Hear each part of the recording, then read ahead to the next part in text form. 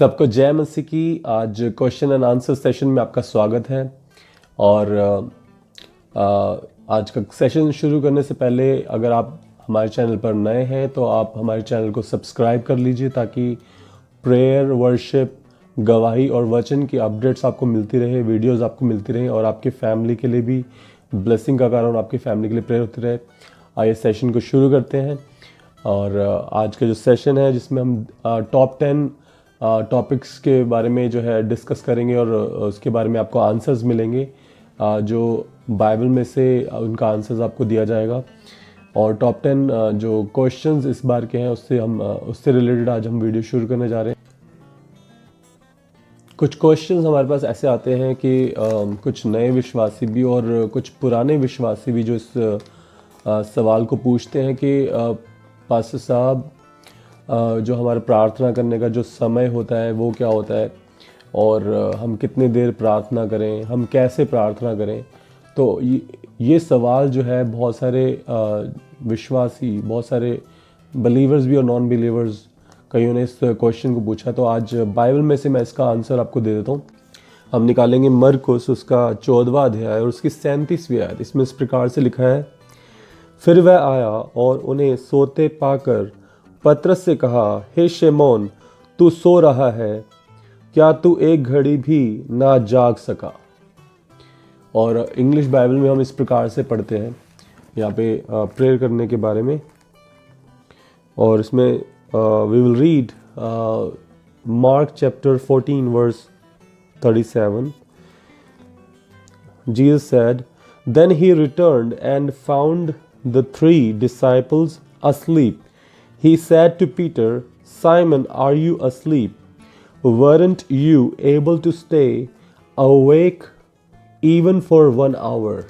1 hour. यहाँ पे लिखा है, इंग्लिश में हम क्लियर जब करते हैं इस बात को, कि कम से कम एक घंटा जो है हमें प्रार्थना करनी चाहिए, कम से कम 1 घंटा। और अगर आप नए हैं तो आप 15 मिनट से शुरू कर सकते हैं डेली प्रार्थना करना। और उसके बाद जो है अपना कम से कम आपको एवरी डे जो है 1 आवर प्रेयर करनी अनिवार्य होती है, ताकि आप अपने आत्मिक जीवन को स्ट्रॉन्ग कर पाएँ, अपने आत्मिक जीवन में जो है बढ़ोतरी पा सकें। और हम जो है किस प्रकार से प्रार्थना करें उसके बारे में सीखेंगे। और यूहन्ना उसका 14 अध्याय उसकी 12, 13 और 14 आयत पढ़ेंगे। इसमें इस प्रकार से लिखा है, मैं तुमसे सच सच कहता हूँ कि जो मुझ पर विश्वास रखता है, ये काम जो मैं करता हूँ वह भी करेंगे, वरन इनसे भी बड़े बड़े काम करेंगे, क्योंकि मैं पिता के पास जाता हूँ। जो कुछ तुम मेरे नाम से मांगोगे मैं वही करूँगा, कि पुत्र के द्वारा पिता की महिमा हो। यदि तुम मुझसे मेरे नाम से कुछ मांगोगे तो मैं उसे करूँगा। तो स्पष्ट रीति से जो है हमें जब प्रार्थना करनी है तो हम यीशु मसीह के नाम से जब हम प्रार्थना करते हैं तो उसका महत्व होता है। प्रार्थना का महत्व जो है आपका एकदम से उसका फल आपको मिलने के लिए तैयार हो जाता है, क्योंकि आप सर्वशक्तिमान के पुत्र से उस प्रार्थना को कर रहे हैं। और ये उनकी वाचा है, एक प्रकार से ये वचन है, ये प्रतिज्ञा है कि आप यीशु मसीह के नाम से जब प्रार्थना करेंगे तो आपको उसका फल मिलेगा, उसकी आशीष आपको मिलेगी। और हमें जो है जब हम प्रार्थना करते हैं तो हम जैसे सबसे पहले जब हम रिपेंट करें अकेले, जैसे मत्ती 6 अध्याय में जब हम स्टडी करते हैं और उसकी 16, 17, 18 आयत में हम अकेले रूम में जाएं, अकेले में बैठकर जो है सबसे पहले पश्चाताप करें। और पश्चाताप करने के बाद परमेश्वर की महिमा की बातों को याद करते हुए धन्यवाद करें कि परमेश्वर बीते दिनों में आपने मुझे बड़ी बड़ी बीमारियों से बचाया, मेरी बीमारियों को दूर किया, मेरे परिवार में जो क्लेश था उसको आपने सुख शांति में बदल दिया, और मेरे घर में जो प्रॉब्लम्स थी, फिनेंशियल प्रॉब्लम्स थी या अलग अलग प्रकार से अंधकार शक्तियों ने गड़बड़ी की हुई थी, उन सब से आपने मुझे छुटकारा दिया, आपने मेरे घर में बरकत आशीष दी। ऐसे करके आप परमेश्वर का धन्यवाद कीजिए पहले। उसके बाद जो भी आपकी प्रार्थना के विषय हैं, फिर आप उन प्रार्थनाओं को आप जो है परमेश्वर के सम्मुख लाइए। जैसे जो हम पढ़ते हैं फिलिपियों उसका 4 अध्याय और उसकी छठी आयत, इसमें इस प्रकार से लिखा है, किसी भी बात की चिंता मत करो, परंतु हर एक बात में तुम्हारे निवेदन, प्रार्थना और विनती के द्वारा धन्यवाद के साथ परमेश्वर के सम्मुख उपस्थित किए जाएं। तो हम जब धन्यवाद करते हैं परमेश्वर को, और उसके बाद जितनी भी प्रार्थना के विषय हम परमेश्वर के सम्मुख लाते हैं, ज़्यादा बड़े शब्दों से आपको प्रार्थना करने की ज़रूरत नहीं है। परमेश्वर हमारे हृदय को जानते हैं, हमारी सिचुएशन को जानते हैं, वो हमारी उत्पत्ति को जानते हैं, वो सब बातें जानते हैं। वो सर्वव्यापी, सर्व बुद्धिमान, सर्वज्ञानी परमेश्वर है। तो वो जो है सारी बातें हमारे जीवनों के बारे में जानते हैं। तो हम छोटे छोटे शब्दों में भी परमेश्वर से प्रार्थना करें, और जो है उसके बाद धन्यवाद करें कि परमेश्वर ने हमारी प्रार्थना को सुना, और उसका वो उत्तर देंगे, और उसके लिए परमेश्वर का धन्यवाद करें। एडवांस में आप परमेश्वर का धन्यवाद करें। और अंत में जब आप प्रार्थना कर चुके हो तो आपने बोलना होता है कि ये सब प्रार्थना विनती हम यीशु मसीह के नाम में मांगते हैं। यूहन्ना 14:14 कि यीशु मसीह ने कहा कि तुम मेरे नाम से मुझसे मांगो तो मैं वही करूँगा। तो यीशु मसीह के नाम से जो है जब लास्ट में आप प्रार्थना करते हैं तो उसमें आप बोलते हैं कि ये प्रार्थना जो है मैं यीशु मसीह के नाम से मांगती हूँ या मांगता हूँ, और लास्ट में हम बोलते हैं आमीन। आमीन का मतलब कि ऐसा ही हो जाए। इस प्रकार से जो हम प्रार्थना कर सकते हैं। और हम जो है स्टडी करते हैं कि हम कितनी बार प्रार्थना करें। तो पुराने नियम में जब हम दानियल भविष्यद्वक्ता को स्टडी करते हैं तो वो 3 बार प्रार्थना किया करते थे। और हम जब पढ़ते हैं लूका उसका 6वां अध्याय और उसकी 12वीं आयत, तो यहाँ पर हम स्टडी करते हैं कि यीशु मसीह जो है पूरी रात प्रार्थना किया करते थे। तो हर प्रकार से जो है रात का अर्ली सनराइज प्रेयर का भी महत्व है कि आप पूरे दिन परमेश्वर से प्रार्थना करते हैं कि पूरे दिन जो है हमारा आपकी अगुवाई में, आपके सामर्थ, अभिषेक, समझ, बुद्धि, ज्ञान, सुरक्षा, अनुग्रह, विजय, बढ़ोतरी में आपका हमारे संग रहे, और हमारा दिन जो है फलवंत दिन रहे। फलवंत पूरे दिन के लिए आप प्रार्थना करते हैं। जब आप सनराइज प्रेयर करते हैं, रात को आप परमेश्वर का धन्यवाद करते हैं। और जितने भी सेविकाई में जन हैं, जितने भी परमेश्वर के दास दासी सेविकाई में हैं, उनको रात को प्रेयर करनी अनिवार्य है, क्योंकि यीशु मसीह ने कहा कि जब तक तुम जो है दुष्ट को नहीं बांधोगे तो तुम उसके जो है कब्जा नहीं कर सकते उसके स्थान पर। तो आपको जो दुष्ट जो है वो शैतान यानी कि दुष्ट आत्मा, आपको रात को बैठकर जो है दुष्ट आत्माओं को जो है बांधना होता है जिस टाइम वो सक्रिय होती हैं। सक्रिय होने का मतलब कि एग्जाम्पल के तौर पर जब हम देख लेते हैं कि हम चोर को किस समय जो है रंगे हाथों पकड़ सकते हैं, जब वो चोरी कर रहा हो। तो जो अंधकार की शक्तियाँ होती हैं और रात के टाइम पे सक्रिय होती हैं, और उसी टाइम जो है हम यीशु मसीह के सामर्थ्य नाम से उनको बांधना है उनको।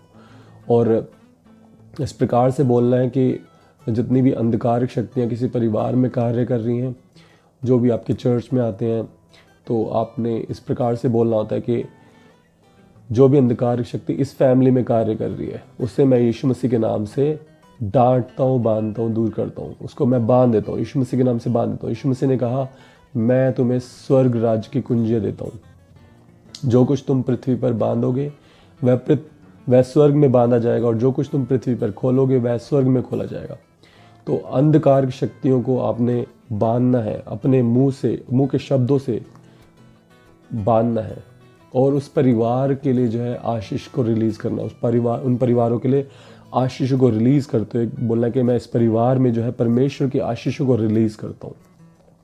इस प्रकार से जो है हम प्रार्थना कर सकते हैं, और बहुतायत से जो है परमेश्वर इन बातों में जो है हमें ब्लेस्ड करते हैं, और हम अद्भुत रीति से जो है टेस्टिमनीज को, अद्भुत रीति से जो है कार्यों को, परमेश्वर के कार्यों को होता हुआ देखते हैं।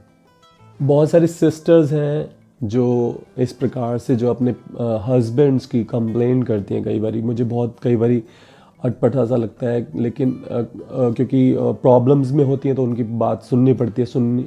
और जब वो बताते हैं कि उनके हस्बैंड ड्रिंक करते हैं, कई बारी हाथ उठाते हैं, और घर में झगड़ा क्लेश रहता है, और वो उनका कोई कमाई का साधन नहीं है, और बहुत सारी प्रॉब्लम्स इन बातों की वजह से जो है वो अपने हस्बैंड्स के अलग अलग प्रकार से जो है कई बार उनके अफेयर्स होते हैं, कुछ गलत रिलेशनशिप में होते हैं, और वो अपने हस्बैंड्स की जो है कंप्लेन करती हैं। और इन बातों से जो है घर में झगड़ा क्लेश रहता है और घर की बरकत जो है शैतान ख़राब कर देता है, ख़त्म कर देता है। तो इसका आंसर जो है बाइबल में से मैं आपको देना चाहता हूँ। हम पढ़ेंगे इफिसियों उसका 5वां अध्याय उसकी 22, 23 और 24 आयत। इसमें इस प्रकार से लिखा है, हे पत्नियों अपने अपने पति के ऐसे अधीन रहो जैसे प्रभु के, क्योंकि पति पत्नी का सिर है, जैसे कि मसीह कलीसिया का सिर है और स्वयं ही देह का उद्धार करता है। पर जैसे कलीसिया मसीह के अधीन है, वैसे ही पत्नियां भी हर बात में अपने अपने पति के अधीन रहे। देखिए स्पष्ट रीति से जो है हम बाइबल में भी स्टडी करते हैं कि हाँ, जितनी भी सिस्टर्स हैं, जितनी बहनें हैं, माताएं हैं, उनको अपने अपने हस्बैंड्स के अधीन रहना है, उनको पूरा आदर सम्मान देना है। देखिए अगर आपके हस्बैंड्स को पूरा आदर सम्मान मिलेगा तो उनका ध्यान घर में लगेगा, उनका ध्यान काम काज में लगेगा, उनका ध्यान घर की बातों में, बच्चों में लगेगा। और होगा क्या, परमेश्वर भी जो है उनके हृदयों को बदलेंगे, उनके जीवनों को बदलेंगे। उनके जीवन में छुटकारा, जितनी भी नशे की बातें, जितनी भी बेकार की व्यर्थ की बातें हैं, व्यभिचार की बातें या जो भी आपको प्रॉब्लम्स हैं, वो सारी बातें बदल जाएंगी जब आप परमेश्वर के वचन के अनुसार कार्य करेंगे। और आपके हस्बैंड्स सुपर ब्लेस्ड होंगे, आपके परिवार सुपर ब्लेस्ड होंगे, आपका जीवन सुपर ब्लेस्ड होगा और आप जो है अद्भुत गवाहियों को अपने परिवार में अपने हस्बैंड्स के द्वारा आते हुए देखेंगी। कुछ क्वेश्चंस ऐसे आते हैं जो बोलते हैं कि उनकी पड़ोसियों से उनकी नहीं बनती और अपने पड़ोसियों के साथ जो इनका झगड़ा रहता है और वो इस प्रकार से जो है कंप्लेन करते हैं कि जो है ताना सुनने को मिलता है, गालियाँ सुनने को मिलते हैं, बात बात पे जो है झगड़ा क्लेश उनके घर में हो जाता है। और तो हम किस प्रकार से जो इनको डील करें, किस प्रकार से जो है उनको जो है उनसे बातचीत की जाए, तो मैं इसका आंसर जो आपको बाइबल में से देना चाहता हूँ। देखिए यीशु मसीह ने जो है सबसे ज़्यादा 2 इम्पॉर्टेंट आज्ञा दी हैं। पहला कि जो तू परमेश्वर को अब जो है संपूर्ण रीति से जो है प्रेम रखना, उनकी आज्ञाओं पे चलना, और उसी के समान दूसरी आज्ञा दी है कि अपने पड़ोसी को अपने समान प्रेम रखना। हम पढ़ेंगे मरकुस उसका 12वां अध्याय और उसकी 31वीं आयत। इसमें इस प्रकार से लिखा है, और दूसरी यह है, तू अपने पड़ोसी से अपने समान प्रेम रखना, इससे बड़ी और कोई आज्ञा नहीं।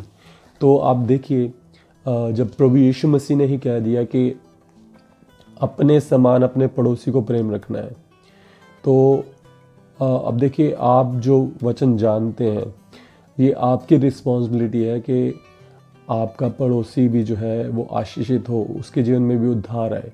लेकिन वो आपके बताए हुए वचन को तभी मानेगा जब आपका रिलेशनशिप जो है आपके पड़ोसी के साथ सही होगा। और उसको रिलेशनशिप को ठीक करने के लिए सबसे पहले आपको अपना रिलेशनशिप जो है ठीक करने के लिए अपने पड़ोसी से बातचीत में, व्यवहार में और जितने भी तौर तरीके होते हैं उनमें अपने आप को आपको सुधारना होगा। और जब आप जो है इस रीति से कार्य करेंगे तो आपका पड़ोसी भी जो है क्या होगा, बदलाव आपके अंदर महसूस करते हुए उसके अंदर भी बदलाव को आप देख पाएंगे। एग्जाम्पल के तौर पे एक परिवार में जब फैमिली के अंदर ही झगड़ा हो रहा हो, आपस में ही जो है फैमिली मेम्बर्स झगड़ रहे हों, तो वो परिवार जो है जब झगड़ता है तो उसकी आवाज़ जब बाहर जाती है तो उसके पड़ोसी सुनते हैं और वो आपस में क्या बात करते होंगे कि इनके परिवार में झगड़ा रहता है और ये मसीह को मानते हैं, यीशु मसीह को मानते हैं। तो क्या आपकी बताई हुई गवाही, आपके बताए हुए वचन उनको अफेक्ट करेंगे? नहीं करेंगे, बल्कि वो नेगेटिव इफेक्ट करेंगे उनका। तो आपको सबसे पहले अपने परिवार में और अपने पड़ोस में अपने व्यवहार को ठीक करना है। हम एक और वचन पढ़ेंगे, एक और बाइबल वर्स पढ़ेंगे। इसमें लिखा है मत्ती 7वां अध्याय इसकी 12वीं आयत में, इस कारण जो कुछ तुम चाहते हो कि मनुष्य तुम्हारे साथ करे, तुम भी उनके साथ वैसे ही करो, क्योंकि व्यवस्था और भविष्यद्वक्ताओं की शिक्षा यही है। देखिए सारी व्यवस्था जो है वो प्रेम पर टिकी है, सारी व्यवस्था प्रेम के ऊपर टिकी है, परमेश्वर के प्रेम के ऊपर। परमेश्वर ने जो है मनुष्य को बनाया, पहले सारी चीज़ें प्रोवाइड की, और उसके बाद प्रेम रखने के कारण जो है सबसे लास्ट में जब सारी चीज़ें प्रोवाइड कर दी पृथ्वी पे, तब मनुष्य को बनाया। और सब मनुष्य जो है इस पृथ्वी पर है। तो हम स्टडी करते हैं कि मनुष्य के लिए ही परमेश्वर ने, यानी कि हम सब लोगों के लिए, मानव जाति के लिए परमेश्वर ने सारी चीज़ें बनाई हैं। तो जब मानव जाति के लिए सब कुछ बनाया, तो सोचिए परमेश्वर सभी से कितना प्रेम रखते हैं।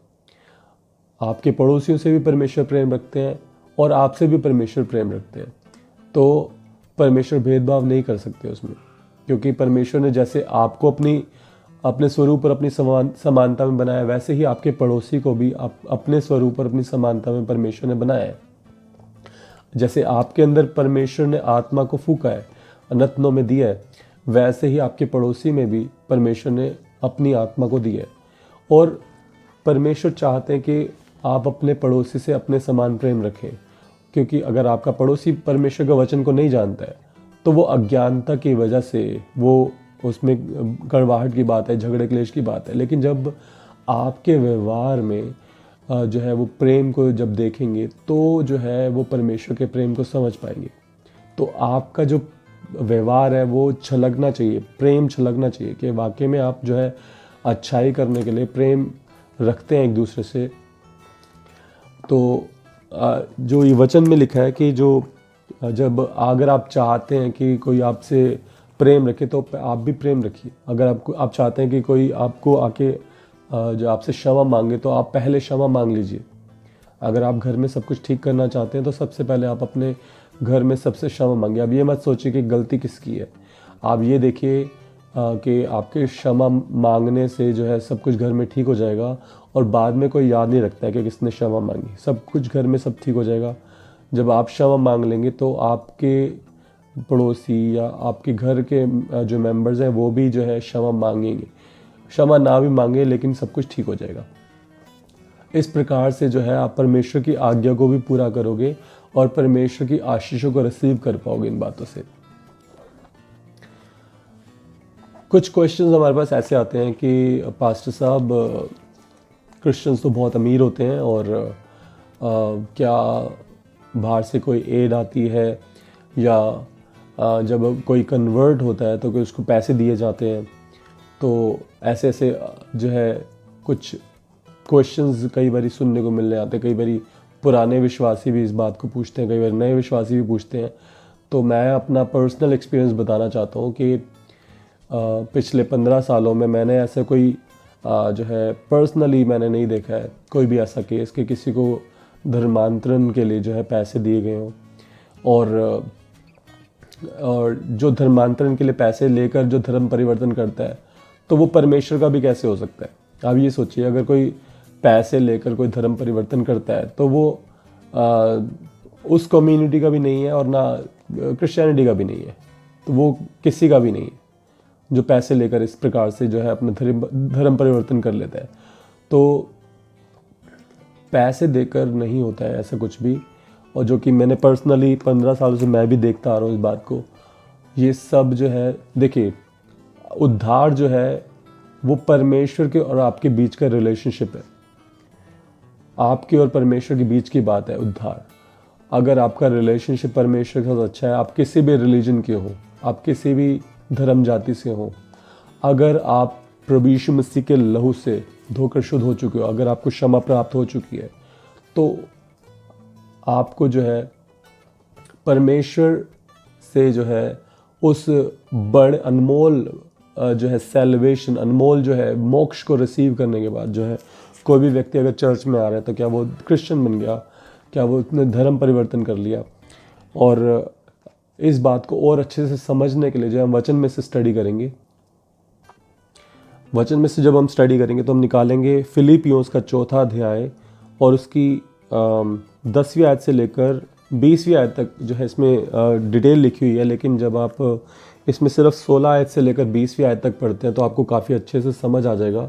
फिलिपियोस का 4 अध्याय इसकी 16वीं आयत से लेकर उसकी 20वीं आयत तक पढ़ेंगे। इसमें लिखा है, इस प्रकार जब मैं थिस्सलुनीकि में था, तब भी तुमने मेरी घटी पूरी करने के लिए एक बार क्या वरन 2 बार कुछ भेजा था। यह नहीं कि मैं दान चाहता हूँ, परंतु मैं ऐसा फल चाहता हूँ जो तुम्हारे लाभ के लिए बढ़ता जाए।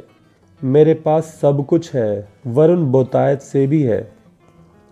जो वस्तुएं तुमने इपफ्रुदीतुस के हाथ से भेजी थी, उन्हें पाकर मैं तृप्त हो गया हूँ।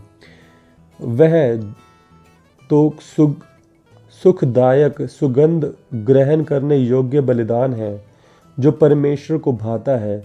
मेरा परमेश्वर भी अपने उस धन के अनुसार जो महिमा सहित मसीह यीशु में है, तुम्हारी हर एक घटी को पूरी करेगा। हमारे परमेश्वर और पिता की महिमा युगानुयुग होती रहे, आमीन। तो देखिए यहाँ पर जो है किसी को पैसे देने के लिए नहीं, बल्कि दान लिया जा रहा है, बल्कि दान लिया जाता है, ठीक है ना। देखिए उस समय पे जो संत पौलुस थे, जिन्होंने बाइबल में 13 पत्रियाँ लिखी, वो जब जगह जगह जाके जो है लोगों को प्रचार करते थे, जो है यूरोपियन कंट्रीज़ में गए, वेस्टर्न कंट्रीज़ में गए, जहाँ पर आज क्रिश्चियनिटी जो है, परमेश्वर को मानने वाले लोग जो है बहुतायत से हैं, और बहुत बहुतायत से चर्चेज़ हैं, और यहाँ तक कि जो है अलग अलग और भी स्थानों पे जब वो गए, तो वहाँ के लोगों ने जो है उनको दान भेजा। क्योंकि देखिए वो अपना सारा धन, जितनी भी जो प्रॉपर्टीज़ वगैरह बेच कर जो या फिर छोड़ कर जो है वो अपने जो है परमेश्वर की जो है सेवा करने के लिए निकल गए। और यहाँ तक कि जो है पौलुस जो थे वो टेंट बनाया करते थे, टेंट बनाकर जो है वो अपने जो है अपने जीवनचर्या को जो है वो व्यतीत कर रहे थे, और साथ में परमेश्वर का वचन प्रचार करते थे। तो किसी को पैसे कहाँ से देंगे? कोई मिशनरीज अगर आते हैं मान लीजिए, तो वो किसी को पैसे देकर क्यों धर्मांतरण करेंगे? ये तो जब कोई व्यक्ति समझ जाता है कि परमेश्वर में जो है उनका उद्धार है, यीशु मसीह में उनका उद्धार है, तो एक उनकी चॉइस है कि वो जिसको भी मानना चाहें, वो उनका एक सेल्फ डिसीजन है। अगर मान लीजिए कोई व्यक्ति गुरुद्वारे चला गया, वहाँ पे सेवा करता है, तो क्या वो सिख बन गया? अगर कोई व्यक्ति मंदिर में चला गया, तो क्या वो हिंदू बन गया? कोई मस्जिद में चला गया, तो क्या मुसलमान बन गया? तो कोई अगर किसी प्रकार से कोई चर्च में जाके प्रार्थना अटेंड कर रहा है, तो क्या वो क्रिश्चियन बन गया? धर्म परिवर्तन हो गया? तो ये सब जो है गलत धारणा है, गलत विचार है। इन सब बातों से जो है नफरत फैलती है, जो कि हमें नहीं फैलने देनी चाहिए। अब लोगों को एजुकेट करना चाहिए, और हमारे देश में जो है प्रेम भाव बना रहे, और ये सब गलत फहमियाँ लोगों के बीच में से जानी चाहिए। तो इस प्रकार से जो है हमें एक दूसरे को सहायता करनी चाहिए, समझाना चाहिए कि ये सब गलत बातें हैं, और प्रार्थना में जो है परमेश्वर की सामर्थ्य से जो है सब कार्य होते हैं। इसीलिए वो लोग अपनी चंगाई को प्राप्त करने के लिए, अपने घर की समस्या परेशानियों को दूर करने के लिए प्रभु यीशु मसीह की शरण में आते हैं। जैसे कि वचन में भी लिखा है कि यीशु मसीह ने कहा कि हे सब परिश्रम करने वालों और बोझ से दबे लोगों, मेरे पास आओ, मैं तुम्हें विश्राम दूंगा।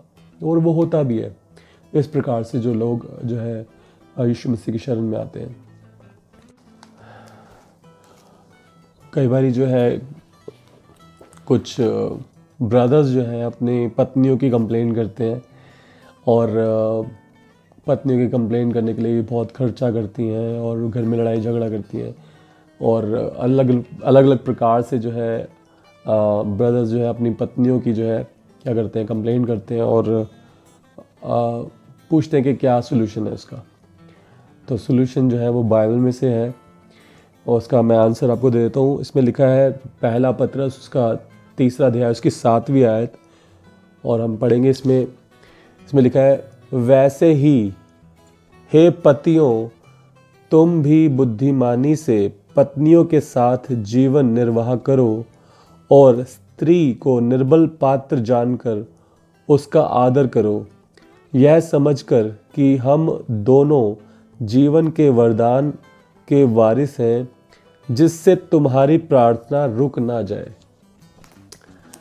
तो जितने भी हस्बैंड्स हैं, जितने भी भाई हैं जो मैरिड हैं, आप सभी के लिए इस वचन में से एडवाइस है कि अपनी वाइफ्स को जो है आप निर्बल पात्र जानकर उनका आदर सम्मान करो। और अ, हम वचन में से और भी स्टडी करेंगे और हम पढ़ेंगे इफिसियों उसका 5वां अध्याय 25 आयत से लेकर 29 आयत तक। इसमें लिखा है, हे पतियों, अपनी पत्नी से प्रेम रखो, जैसा मसीह ने भी कलीसिया से प्रेम करके अपने आप को उसके लिए दे दिया, कि उसको वचन के द्वारा जल के स्नान से शुद्ध करके पवित्र बनाए और उसे एक ऐसी तेजस्वी कलीसिया बनाकर अपने पास खड़ी करे, जिसमें ना कलंक, ना झुर्री, ना कोई ऐसी वस्तु हो, वरन पवित्र और निर्दोष हो।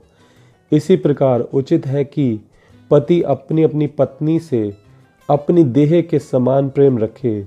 जो अपनी पत्नी से प्रेम रखता वह अपने आप से प्रेम रखता है, क्योंकि किसी ने भी कभी अपने शरीर से वैर नहीं किया, उसका पालन पोषण करता है, जैसे मसीह भी कलीसिया के साथ करता है। आमीन।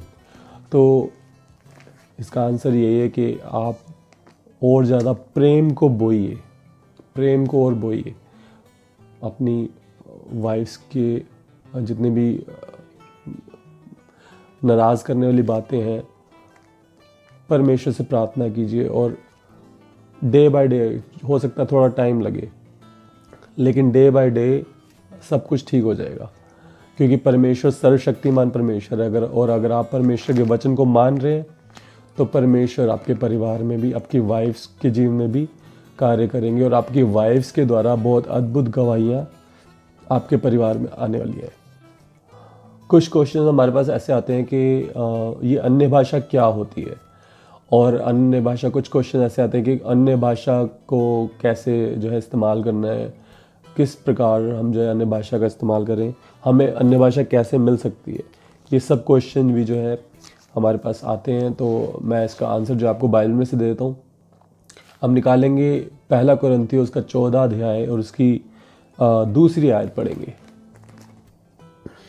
इसमें लिखा है, क्योंकि जो अन्य भाषा में बातें करता है वह मनुष्य से नहीं परंतु परमेश्वर से बातें करता है, इसलिए कि उसकी बातें कोई नहीं समझता, क्योंकि वह भेद की बातें आत्मा में होकर बोलता है। तो अन्य भाषा जो है वो भेद की बातें जो है प्रकट करता है। जैसे हम जिसको भी अन्य भाषा का वरदान मिला होता है, तो जब हम प्रार्थना करते हैं तो हम उन विषयों के लिए प्रार्थना करते हैं जिन विषयों के बारे में हम जानते होते हैं, जिन बातों के बारे में हमें नॉलेज होती है, उन विषयों के लिए हम प्रेयर करते हैं। लेकिन अन्य भाषा में प्रेयर करने वाला व्यक्ति उन भेद की बातों को खोलता है, उन बातों के लिए भी प्रेयर होती है जो विषय हमें नहीं पता। मान लीजिए कि कोई जो है घटना घटने वाली है, कोई भी ऐसी सिचुएशन आने वाली है जिसके बारे में हम नहीं जानते, और उस सिचुएशन में जब हम प्रार्थना करते हैं, अन्य भाषा में प्रेयर करते हैं, तो वो सिचुएशन जो है टल जाती है या फिर वो सिचुएशन जो है दूर हो जाती है। जैसे कि एक एग्जांपल है कि एक जो परमेश्वर के दास क्या करते, ड्राइविंग कर रहे थे, तो एकदम से पवित्र आत्मा ने उनको जो अगुवाई की कि अन्य भाषा में प्रेयर करो। और अन्य भाषा में प्रेयर करते करते क्या हुआ कि एक ट्रेलर जा रहा था, एक ट्रक जा रहा था, जिसमें बहुत बड़े बड़े जो है सरिये थे। और सडनली क्या हुआ कि वो जो लोड से भरा हुआ जो ट्रक जो था, उसकी जो रस्सियाँ थी वो खुल गई और वो बिखर बिखर कर जो है वो सड़क पर गिर गई। और बहुत जो है सडनली क्या हुआ कि जब वो अन्य भाषा में प्रेयर करने लगे तो उस किसी तरीके से परमेश्वर ने उनको क्या किया, वहाँ से वो निकल गए। बहुत बड़े एक्सीडेंट से होने से वो बच गए। और ऐसी बहुत सारी बातें हम देखते हैं जो छुपी हुई दुष्ट आत्मा होती हैं परिवारों में। जैसे कुछ परिवारों में क्या होता है कि कुछ ईवल स्पिरिट्स ऐसी होती हैं जो दिखती हैं, जिनको हम डांट कर जो है यीशु मसीह के नाम से क्या करते हैं, डांटते हैं और वो चली जाती हैं। लेकिन कुछ ईवल स्पिरिट्स ऐसी होती हैं जो छुपी हुई बैठी होती है और अंदर से खोखला कर रही होती है। तो अन्य भाषा में प्रेयर करने वाला व्यक्ति जो है उन एवल स्पिरिट्स को कमज़ोर करके भगा देता है। तो एग्जाम्पल के तौर पर कि मान लीजिए कि किसी परिवार में जो है 50 कीड़े मकोड़े आपको दिख रहे हैं, वो कीड़े मकोड़े जो है आप जो दिख रहे हैं उनको आराम से आप जो है स्मैश कर सकते हैं या भगा सकते हैं या स्प्रे करके उनको भगा सकते हैं। लेकिन अगर कोई ऐसा कीड़ा है जो शरीर के अंदर चला जाए और वो अंदर जाकर जो है अंदर चला गया है और अंदर जाके जो वो शरीर के अंगों को डैमेज कर रहा है, तो चुपके चुपके वो खोखला करे शरीर को और आपको पता ही नहीं है कि वो ऐसा हो रहा है, तो फिर क्या करेंगे आप?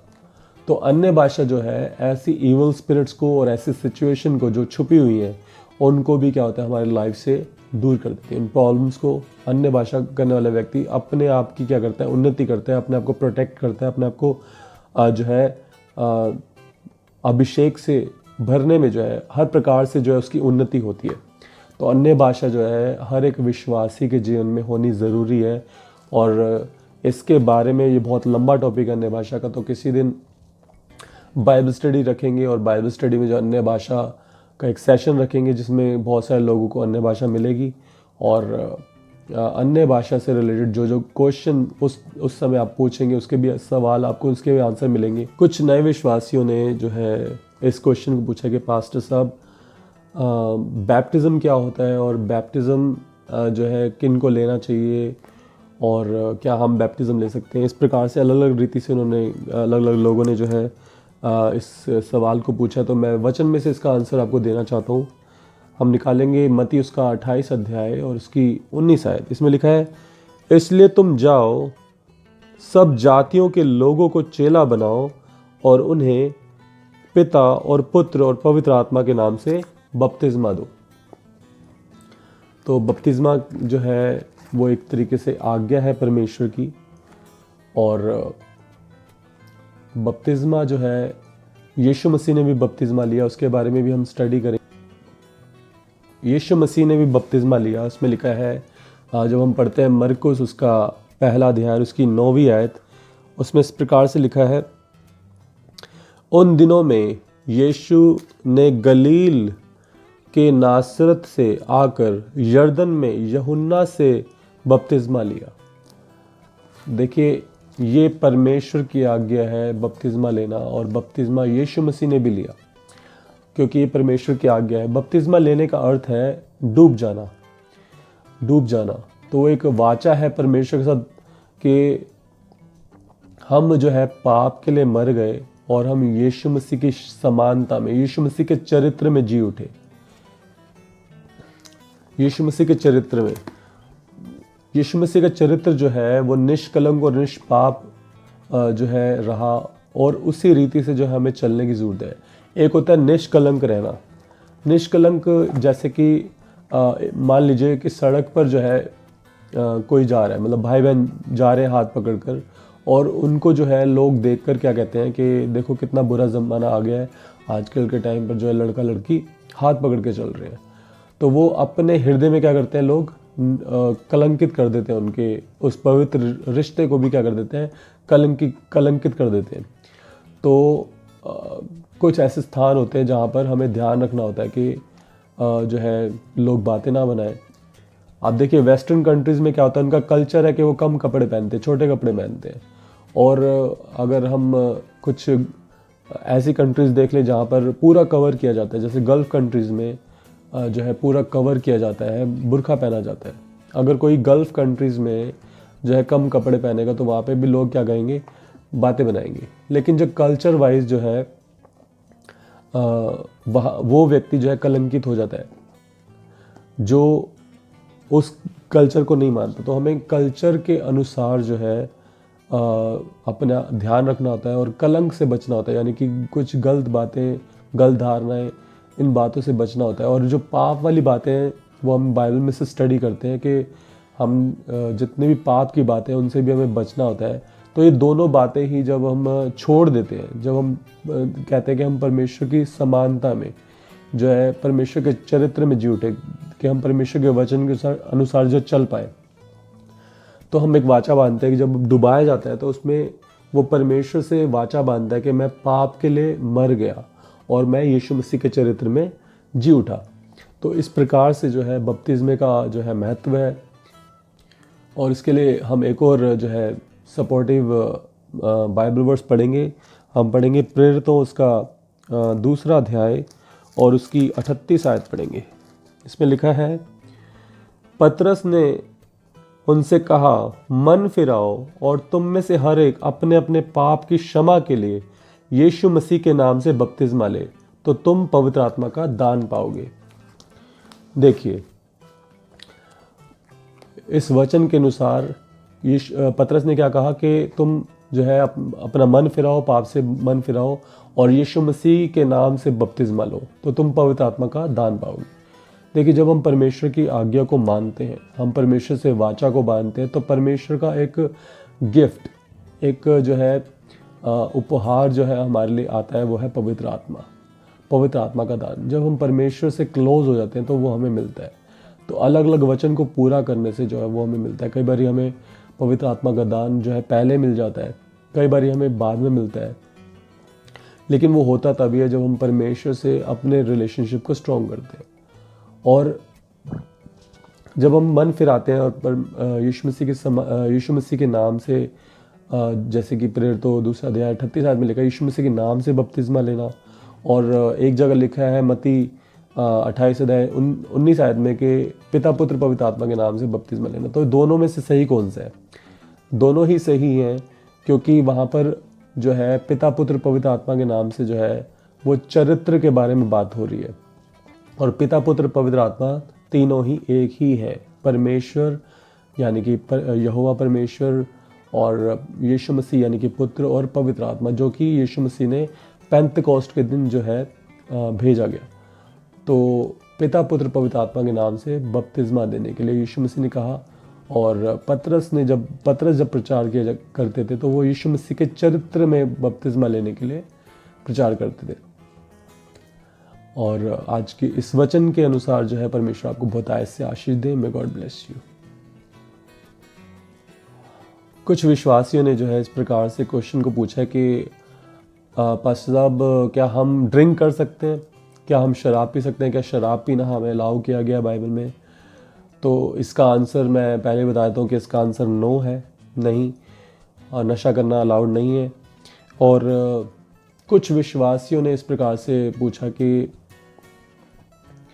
जो होली कम्युनियन होता है उसमें क्या वाइन को इस्तेमाल करते हैं, यानी कि वो अल्कोहलिक होती है, क्या वो शराब को इस्तेमाल करते हैं? तो इसका भी, और इससे इन बातों को जो है समझने के लिए हम वचन में से स्टडी करेंगे। और वचन में लिखा है 1 कुरिन्थियों 11 अध्याय 24 और 25 आयत में लिखा है, और धन्यवाद करके तोड़ी और कहा, यह मेरी देह है जो तुम्हारे लिए है, मेरे स्मरण के लिए यही किया करो। इसी रीति से उसने बियारी के पीछे कटोरा भी लिया और कहा, यह कटोरा मेरे लहू में नई वाचा है, जब कभी पियो तो मेरे स्मरण के लिए यही किया करो। जब हम प्रभु भोज लेते हैं तो प्रभु भोज में जो है रोटी को लेते हैं, और रोटी जो परमेश्वर के वचन को जो है दर्शाती है, परमेश्वर के वचन को जो है हम रिसीव करते हैं, ठीक है ना। और वहाँ पर जो वचन में लिखा है कि आदि में वचन था, वचन परमेश्वर के साथ था और वचन परमेश्वर था। यूहन्ना 1 अध्याय 1 आयत। और वचन देहधारी हुआ, उसकी 14वीं आयत में जब हम पढ़ते हैं तो उसमें लिखा है वचन देहधारी हुआ। और वो वचन जो है हमारे लिए क्या हुआ, वो तोड़ा गया। यीशु मसीह ने रोटी को लिया और उसको तोड़ा, और तोड़कर कहा, ये जो है मेरी देह है जो तुम्हारे लिए दी गई है, और मेरे स्मरण के लिए ऐसा किया करो। ठीक है, यीशु मसीह ने सारी भविष्यवाणी पहले से कर दी कि मैं मारा जाऊंगा, गाड़ा जाऊंगा, तीसरे दिन जी उठूंगा। और लास्ट सफर के दिन उन्होंने जो अपने चेलों को बुलाकर जो है प्रभु भोज लिया, और वो उन्होंने सिखाया इस बात को कि मेरे स्मरण के लिए ऐसा किया करो। और जब हम इसकी 25वीं आयत पढ़ते हैं तो इसमें इस प्रकार से लिखा है, इसी रीति से उसने बियारी के पीछे कटोरा भी लिया और कहा, यह कटोरा मेरे लहू में नई वाचा है, जब कभी पियो तो मेरे स्मरण के लिए यही किया करो। तो जब हम प्रभु भोज लेते हैं तो वहाँ पर दाख रस का इस्तेमाल करते हैं। अंगूर के जो जूस होता है, अंगूर का जो रस होता है, उसका इस्तेमाल किया जाता है। वो नॉन अल्कोहलिक होता है, नॉन अल्कोहलिक होता है, उसमें कोई नशा नहीं होता। और वो बहनों को, भाइयों को, सबको दिया जाता है जो पुराने विश्वासी होते हैं, जो जिन्होंने बपतिस्मा लिया होता है, उनको दिया जाता है। और जो परमेश्वर के वचन के अनुसार चलने के लिए समर्पण कर चुके होते हैं, उनको दिया जाता है। तो अब जो है कुछ लोग जो है सोचते हैं कि उसमें जो है शायद उनको कुछ वाइन दी जा रही है। वाइन, इंग्लिश बाइबल में वाइन लिखा हुआ है। वाइन जो है जब हम उसको ट्रांसलेट करते हैं हिंदी में तो उसको जो उसके दो अर्थ होते हैं वाइन के, एक होता है अल्कोहलिक और एक होता है नॉन अल्कोहलिक। तो जो नॉन अल्कोहलिक वाइन होते हैं उसको बोलते हैं दाख रस, और जो अल्कोहलिक वाइन होते हैं उसको बोलते हैं दाख मधु। तो दोनों का ही जो है अलग अलग महत्व है। और जो दाख रस है वो हम प्रभु भोज में इस्तेमाल करते हैं, और हमें जो हमारे आत्मिक जीवन के लिए जो है मतवालापन, जो है शराब पीने से जो आता है, वो हमें नहीं करना है। इसीलिए जो है हमें नशा करने के लिए जो क्लियरली जो है हमें मना किया गया है। बीते दिनों में कुछ क्वेश्चंस ऐसे आए रिलेटेड टू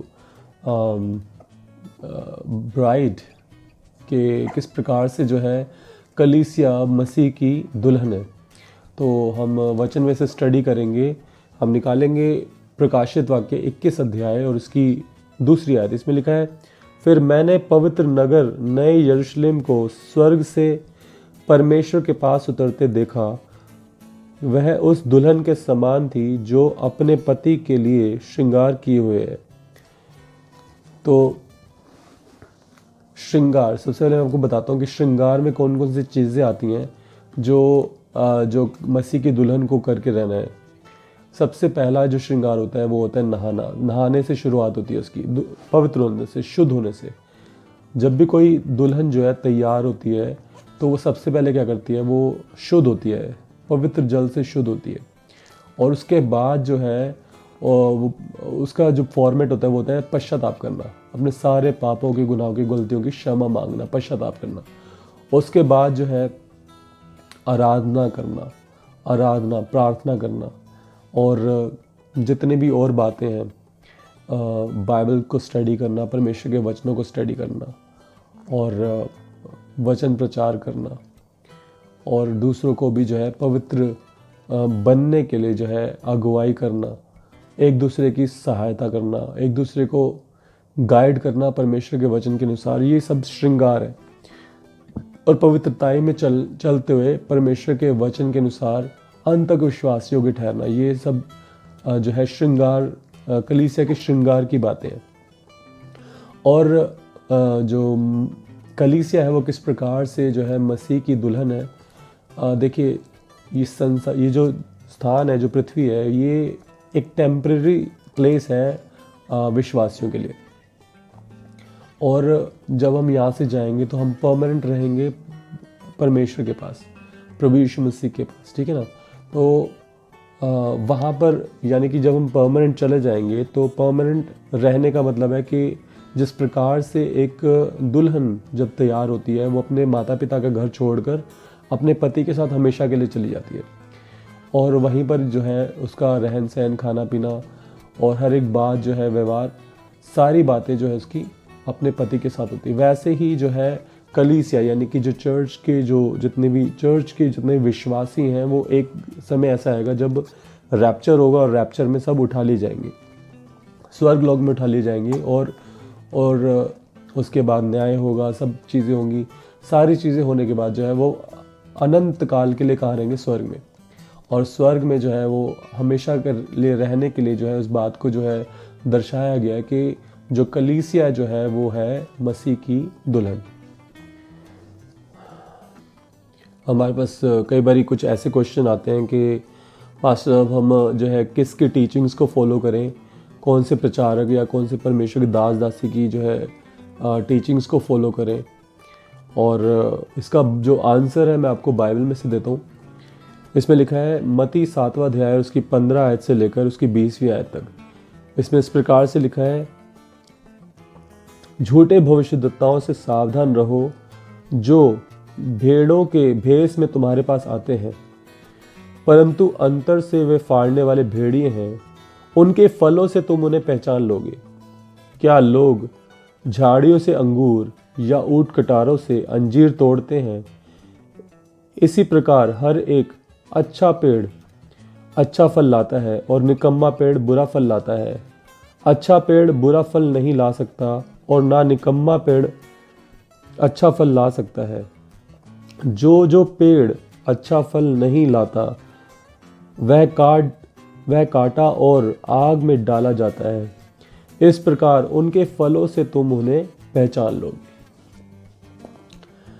तो सबसे पहले तो जो फल हैं जो हम स्टडी करते हैं, यहाँ पे आत्मा के फलों के बारे में भी हम स्टडी कर सकते हैं। गलातियों उसका 5वां अध्याय और उसकी 22 और 23 आयत में इस प्रकार से लिखा है कि आत्मा के जो फल हैं वो ये हैं, प्रेम, आनंद, शांति, धीरज, कृपा, भलाई, विश्वास, नम्रता और संयम।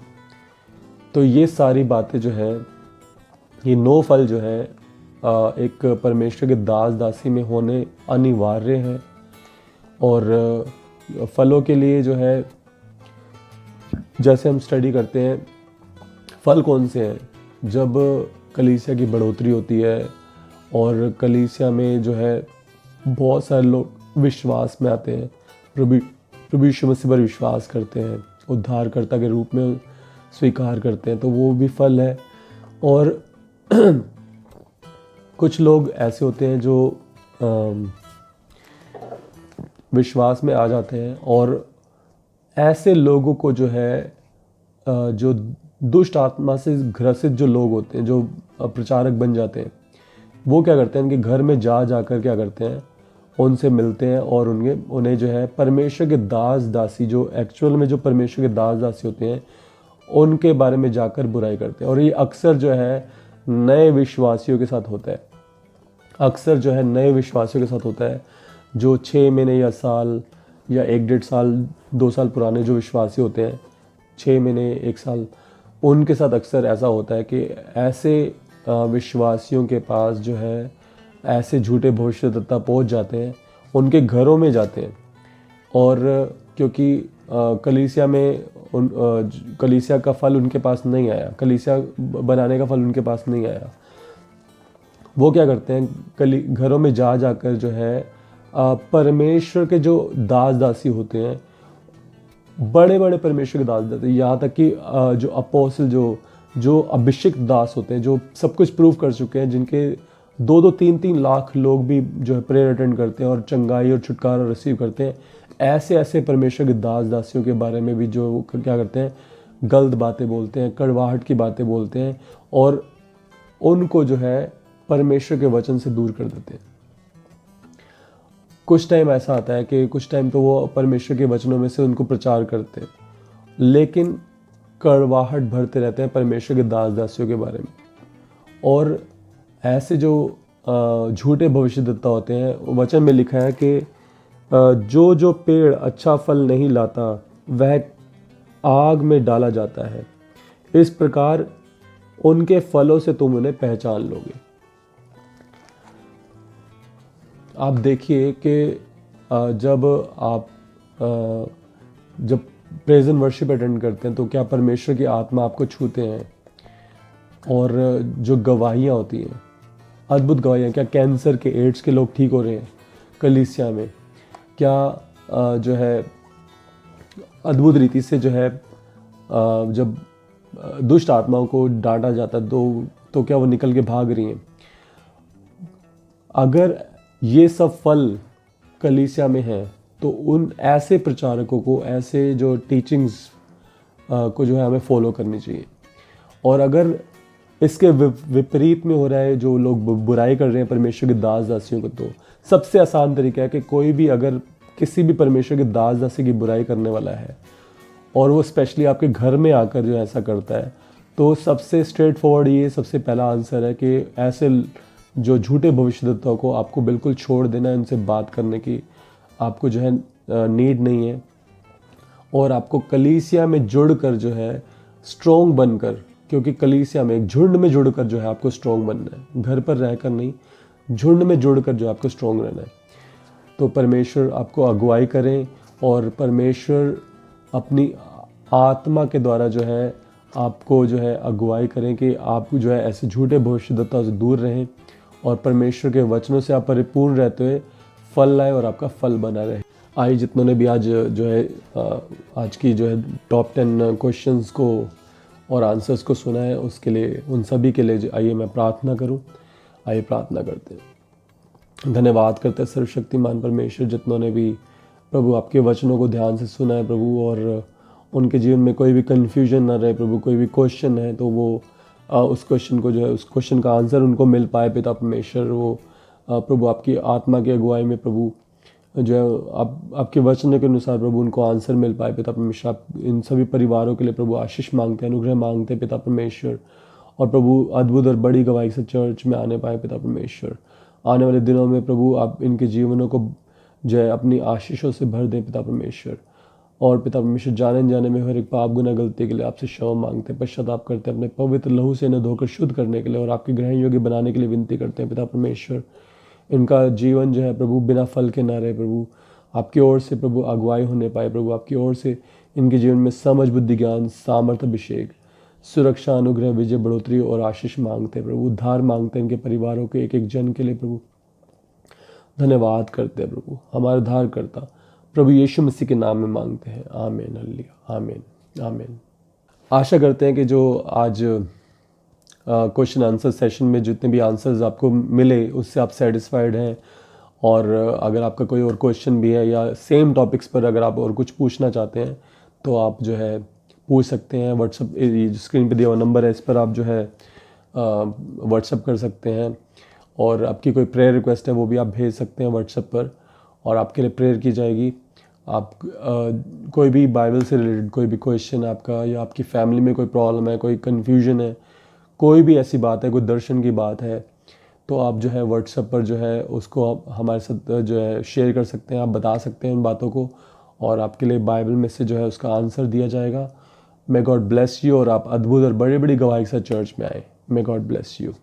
हमारे यूट्यूब चैनल को आप सब्सक्राइब कीजिए, और अपनी फैमिली के लिए समस्या और परेशानी में प्रार्थना करवाने के लिए हमारे व्हाट्सएप नंबर पर जो स्क्रीन पर आपको दिखता है उस पर आप मैसेज भेजिए, आपके लिए प्रेयर की जाएगी। मे गॉड ब्लेस यू।